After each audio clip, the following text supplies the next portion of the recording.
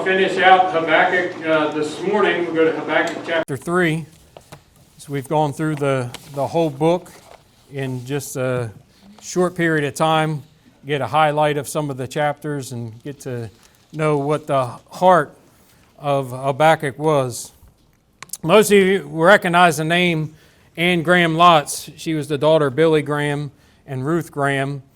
And years ago, she was calling on the nation to pray. We've seen Franklin Graham do the same thing.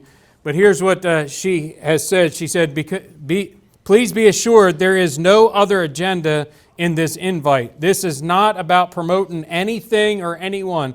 This is all about calling God's people together to pray before it's too late and judgment falls on our nation. And that was written many, many years ago, and I think that the part that stands out the most of what she said is before it's too late. And what we've been looking at in Habakkuk is a man that prayed to God, and God answered his prayer. But when God answered his prayer, he was taken back, he was shocked, he was astonished in the fact that God would choose to use a wicked people to judge his people. But Habakkuk had prayed and God had answered, and then we see that Habakkuk had to accept that answer and run with what God has for him. And he has grown. We looked at last week of chapter 2, and he says in there, the righteous shall live by faith. And we see that faith that grows out of that. And I think most of us would agree that in our day and age that we live in, that at least in our country, we're in trouble. We have, over the years, we have legalized sin. We have discredited God's word. We have taken God out of the public arena. And we do all these remembrances.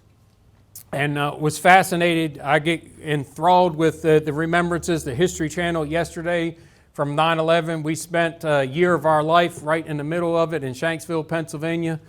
And it touches home and the memories of that and the lives that were impacted. And the people walked in the church's doors the day after the events of 9/11. And to see those that just surrendered everything and joined the military, and young men and women. So lives were changed across the board. But one thing that sticks out to me as a vivid picture was the night that we gathered together. We had the governor. I've talked about this before. The governor, Pittsburgh Steelers football team. We had families of those that lost their lives. And we were downtown in Somerset, Pennsylvania, and the Capitol steps of that small little town. And they held a prayer vigil. But I would guess today, if something would happen like that today, they would say, oh, you can't pray in public. You can't gather together on the public square. I know there was somebody that was trying on yesterday to hold a prayer rally on the Capitol, and they closed that down, not allowing that to happen.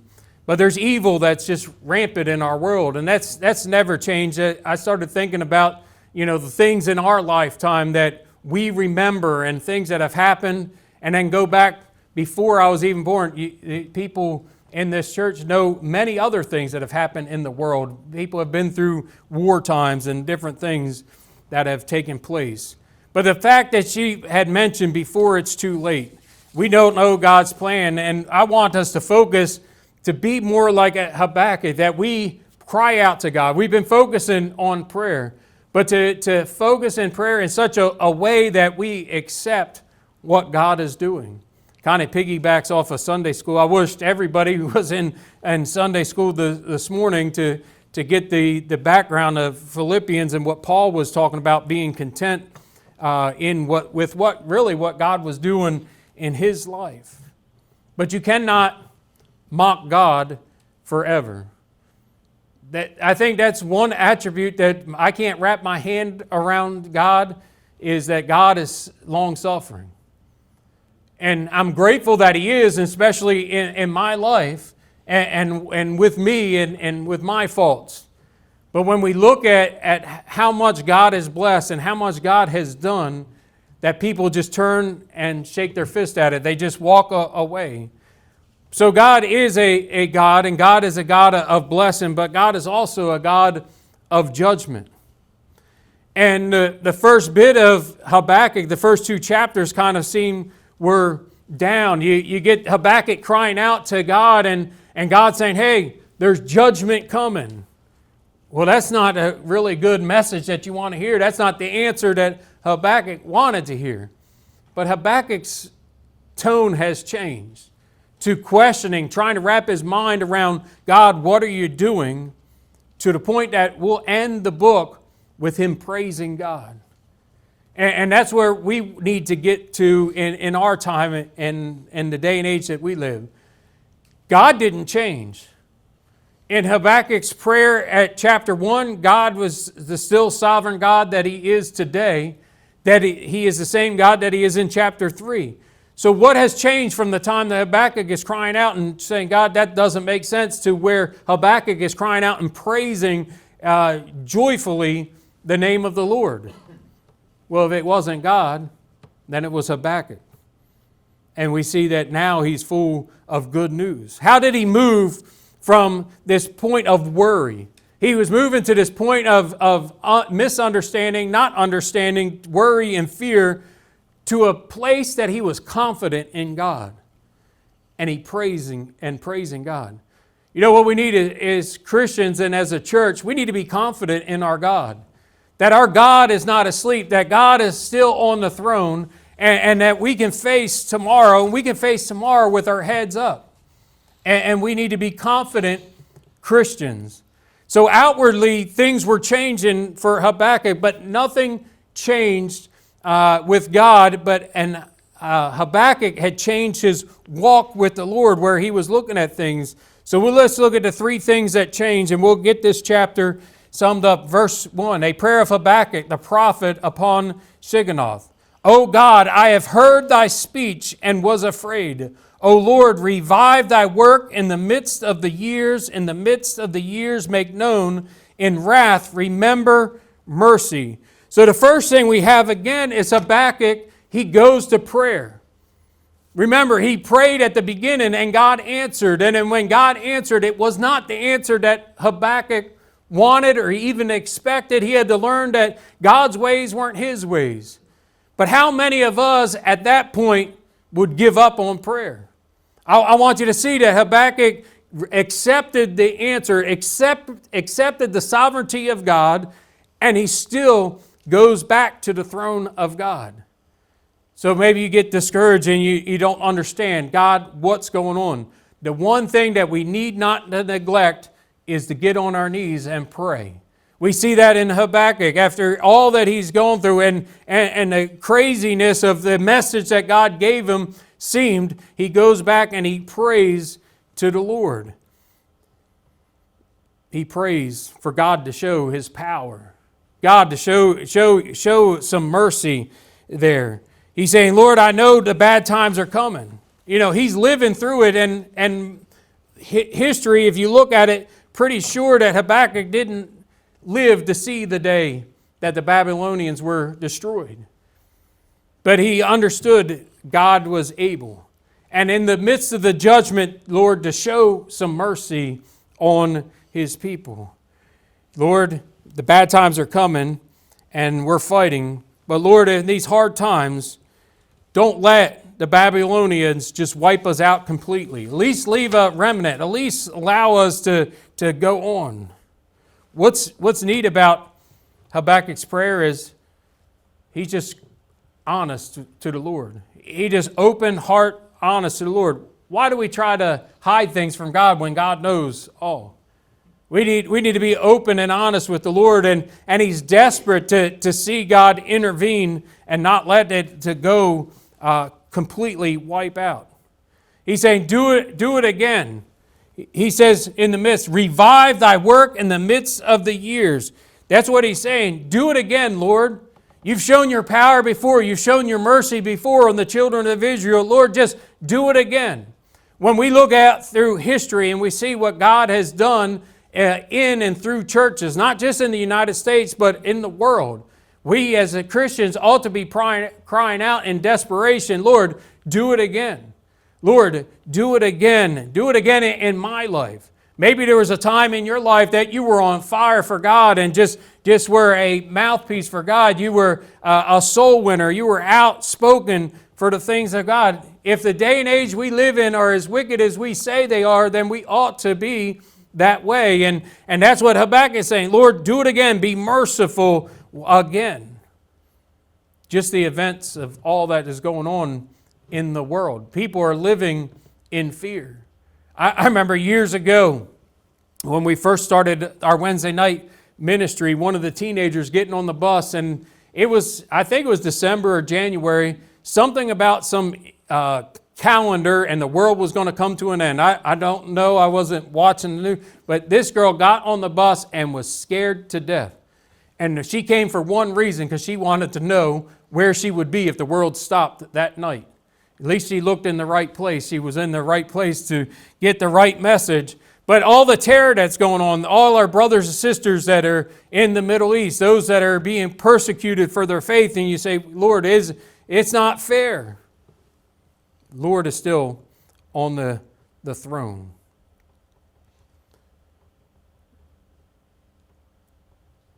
We look at all that transpired. I remember the days of prayer meeting. Remember the days of people flooding the church house and just crying out to God. And especially you hear the stories of the pastors in and around New York, and the churches being full and people searching. What happened? We forgot. We need the Lord to do it again in their hearts and their lives.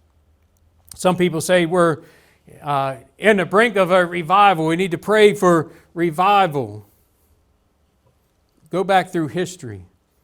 Look at the circumstances of the revivals.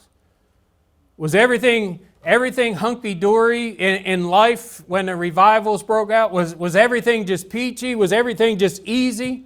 No, when you look through history and you look at what happened around and what was happening in society when the great revivals had broken out in Wales and the great revival here in the United States and prayer revivals and those things, it came in time of desperation. It came in time where people were crying out to God. I mean, be honest. When do you look for a miracle? When everything's going great?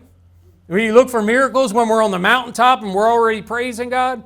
When do people typically look for a miracle or a movement for God? Is when their back is up against the wall and they can't figure it out.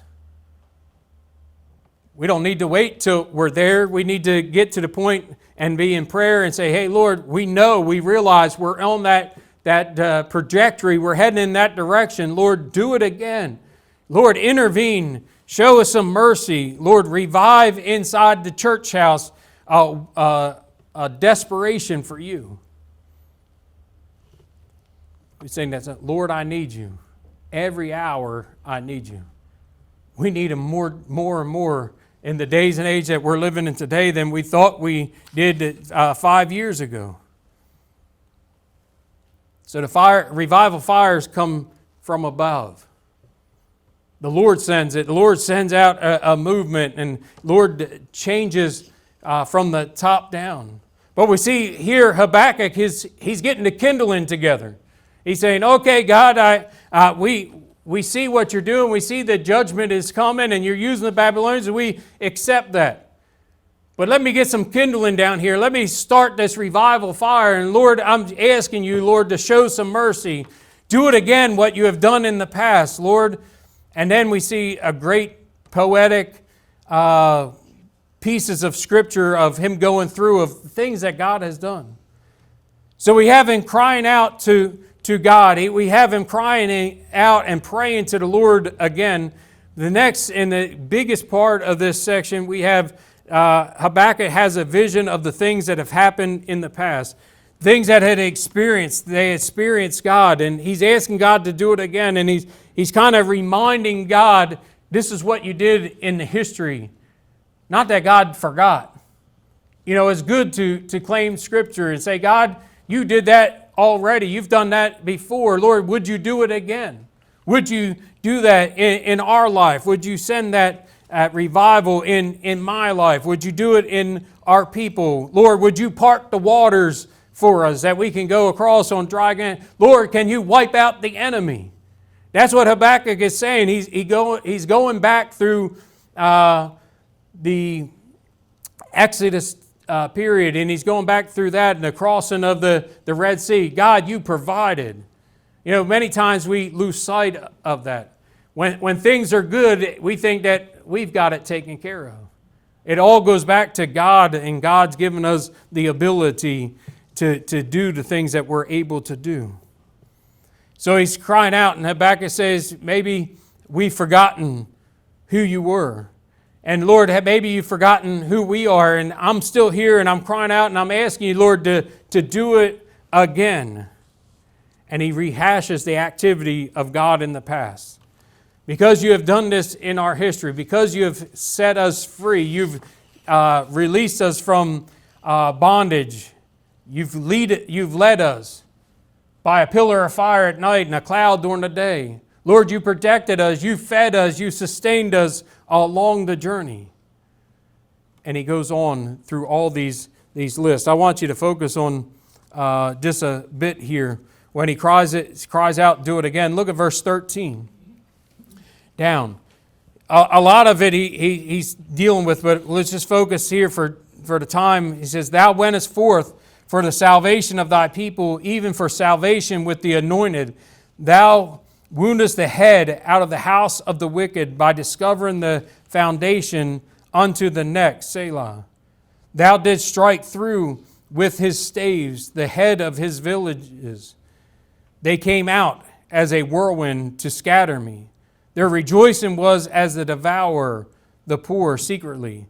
Thou didst walk through the sea with thy horses, through the heap of the great waters. When I heard, my belly trembled, my lips quivered at the voice. Rottenness entered into my bones, and I trembled in myself, that I might rest in the day of trouble. When he cometh up unto the people, he will invade them with his troops. He says, do it again, Lord. You did it with Pharaoh. You protected us from Pharaoh. You delivered the people. You've saved your anointed. You've saved your chosen people. You stomped on them from their feet to their neck. He used his own spear to pierce himself. He's gloating about all the things that God has done and what God was able to do. He said, you trampled them in the sea. Remember, the children of Israel walked across on dry ground. But what happened to the Egyptian army? They got wiped out. He churned the waters. But if you look at what he says here, when he's seeing God, he says, thou wentest forth, thou woundest the head, thou didst strike through, thou didst walk through the sea. He's going back and saying, Lord, it was you. Lord, you did this. And he goes back and recounts what God has done. Many of us can go back through our life and see the hand of God. Maybe in the time of trial, maybe in the time of not understanding what was going on, we didn't see it. But hindsight, we look back and say, man, God did exactly what he needed to do. He taught me that lesson, and I needed to learn that attribute of God at that time in my life. And we look at God differently when we have gone through that trial. We've gone through that season, and we see, man, God, you took care of me. You met my need, and you did this, and you did that. And we look through that. We see that God is still big enough to handle our problems today. Just as he took care of the children of Israel, he met their need, he protected them, he provided for them. God is the same today. God's not going to leave his children, God's not going to leave his bride here to just wander around and be destroyed.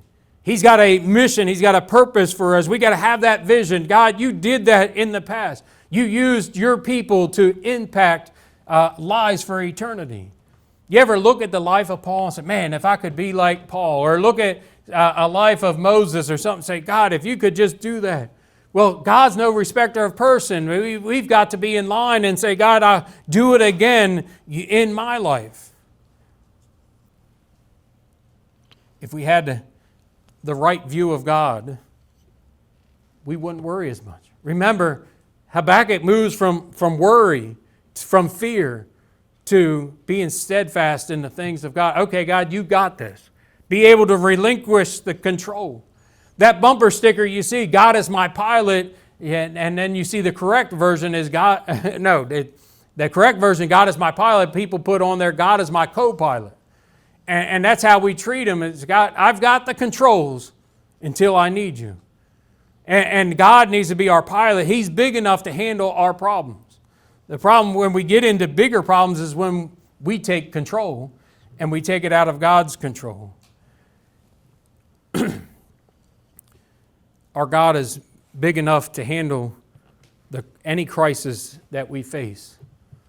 Just in testimony in Sunday school, as Darren asked, about contentment, how we're able to find contentment in a time of chaos. When something happened in your life that was sudden, that were you able to get through with the joy of the Lord?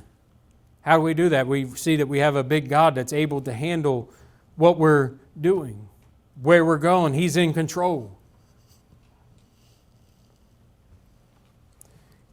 If we had the right view of God, we, as His people, would be less tempted to compromise. We would be set and say, okay, God, this is what you want us to do. I know everybody else is doing it different, but Lord, your ways aren't their ways, and we're going to be a peculiar people, and we're going to do it your way, God. And that's what Habakkuk says, okay, Lord, you did it this way. None of us would have thought about that. So we see he had a vision of what God was capable of doing. To tell you that God is capable to handle any situation that you're facing now, any situation that we're going to face in the future. We don't know what the future holds. We know that Christians and pastors are being locked up in Canada, as close as Canada to the United States. And things aren't always going to be the same. But does that mean that God has changed or God has moved? No, that means that God has a purpose and a plan. When you look at revivals and you see a movement of God, most of the time, God is winning people when the situations are dire. There are people that are getting led to the Lord in Afghanistan. There are Christians that have gotten saved and been baptized over the last 20 years as there's been a witness there. We have seen pictures of First Baptist Church of Iraq. Many years ago, and when we were young, you never would have imagined that. We have people that are missionaries that are teaching the gospel, teaching their people to go out and preach and win their people with the gospel. Paul, when you look at Paul's life, he planned one thing and God had another plan. But he said, okay, Lord, I'm following. Not my will, but your will, and I'm going to go the direction that you send me. But look how Habakkuk ends. I want you to wrap your mind around where he started out. When he cried out to God and God answered, not the way that he wanted, he went through and just wrestled with it, didn't understand what the Lord was saying. And then he finishes out here totally different. Verse 16 again, when I heard, my belly trembled, my lips quivered at the voice. Rottenness entered into my bones, and I trembled in myself, that I might rest in the day of trouble. When he cometh upon unto the people, he will invade them with his troops. That's his reaction. Lord, when you said you're going to use the Babylonians, Habakkuk is being honest. I trembled, I feared, and I did all these things here. He first understood, and he had to accept, God, this is what you're going to do. We have to accept God for who he is. Allow God to do the work that he wants to do. And he says, okay, Lord, I get it. The Babylonians are going to attack. You're going to judge your people. And he said, I'm going to wait for that day to come. And like I said, most likely, when God judged the Babylonians, that Habakkuk probably wasn't there, but he says, I got it. Now look at the commitment in verse 17. Although the fig tree shall not blossom, neither shall fruit be in the vines, the labor of the olive shall fail, and the fields shall yield no meat. The flock shall be cut off from the fold, and there shall be no herd in the stalls. Yet I will rejoice in the Lord. I will joy in the God of my salvation. They say verse 18 was a prayer that Billy Sunday prayed every day. I will rejoice in the Lord. I will have joy in the Lord of my salvation. Second thing we see here is that Habakkuk says he's committed. When you look at that, that might not mean a whole lot to you about the fig tree and the vines and all that. Put it in our day and age, everything was gone. The economy was shut. They had nothing. All was stripped away. They had, what they did was they grew, they harvested, they grew flocks, and that was their income. He's saying all that is gone. But he says, I will rejoice. That word rejoice means to jump for joy, to dance for joy. How is that possible? We just read that this is just devastation. That this society is just ruined. It's laying in ruins. Nothing is growing. There's no figs, no grapes, no oil, nothing to trade. But he says, I'm going to rejoice. Let's search our own selves for a minute. One of the songs says, when all is stripped away. If our investments, our health, our job, if our plans, all were stripped away, what then? That's what Habakkuk is talking about. Everything's gone. It's all gone. What happens if we lose a job? You lose a job because you take a stand as a Christian. What happens then? What happens when we get the bad news? What happens if one that we prayed for never comes to Christ? What if we go to jail for our faith? Could we say as Habakkuk, okay, Lord. Yes, Lord. You're in control. Still say yes to the Lord. He says to the Lord, I will rejoice. I will rejoice in the Lord. I will joy in the God of my salvation. In the hard times, the fig tree is not going to bloom. There's no grapes, there's no olives, there's no crop, there's no sheep, there's no meat. What would we do? Get angry? Get angry with God? Run from God? Turn our back on God? Or give up on God altogether? Habakkuk says, all that is gone, but I choose to praise you.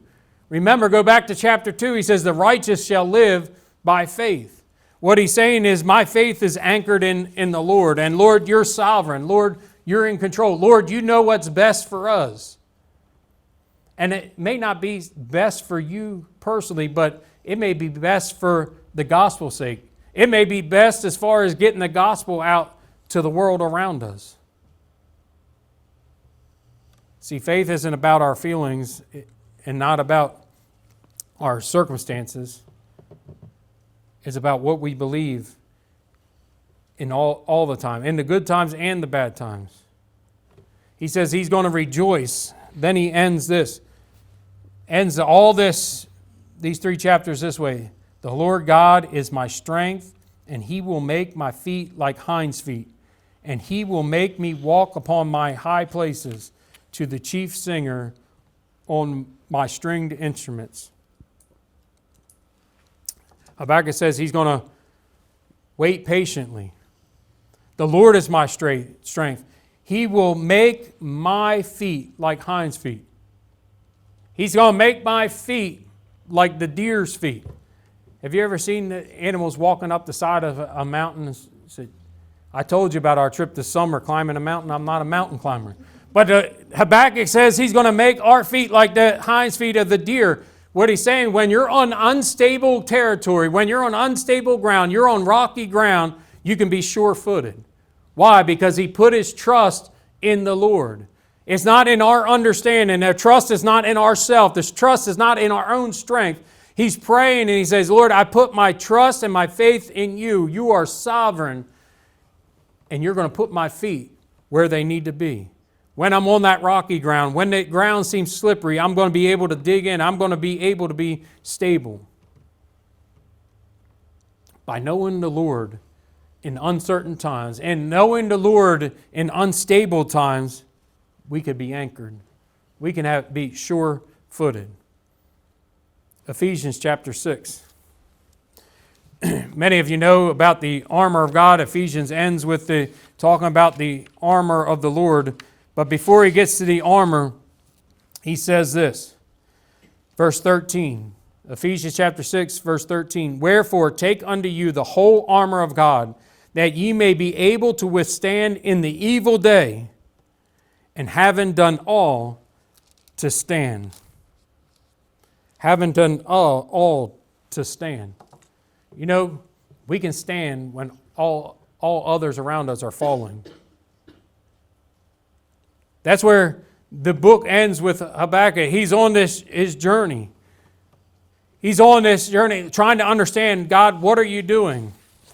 And he says, you know what? I'm just going to do all. What am I going to do? I'm going to put all my trust, all my faith in your sovereignty, Lord. It's important to understand nothing changed on the outside. God didn't change Habakkuk's circumstances. God didn't change his mind and say, I'm not going to use the Babylonians. The people of Judah still were living in sin. They had not changed their ways. They were still doing wrongly. And the Babylonians were coming. But Habakkuk changed his outlook.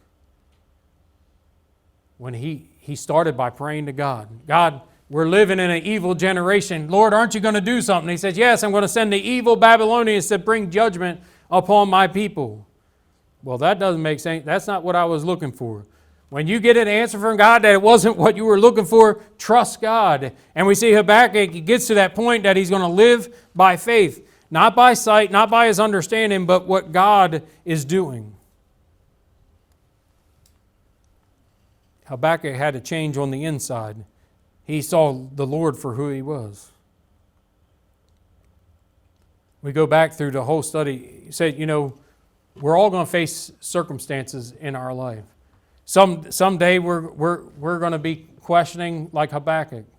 Sometimes we're on the mountaintop, and sometimes we're just in between.